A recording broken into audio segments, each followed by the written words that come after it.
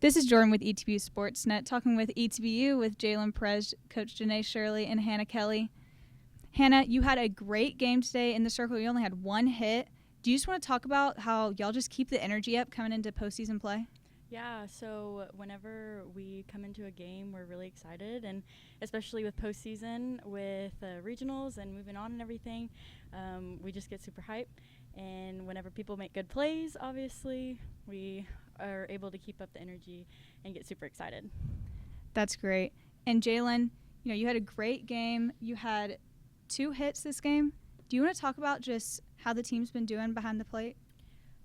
I think Coach Shirley's always talking about how it never matters like who we're playing. It's all about, just worrying about us and what we do. So I think the girls and I just always have a plan up at the plate, and we just go up there and try and execute. Awesome, thanks. And Coach, can you just talk about the game today? Well, like Jalen mentioned, our focus has been just taking it one game at a time and really not necessarily focusing on who we're playing, but focusing on how we're playing our ball and just, keeping things simple and sticking to our plan all the way through. And the girls have done a good job with that through this starting game. Well, thank you. And we're going to open it up to questions. Hannah, this is for you.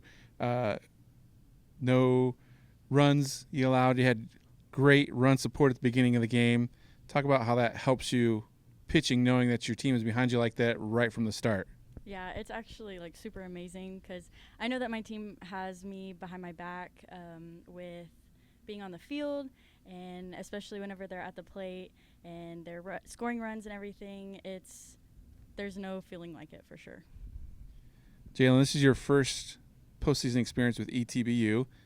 Talk about just everything that you're seeing. We're here at home, but just going into postseason, being able to play here, your experience in the NCAA tournament and here at ETBU.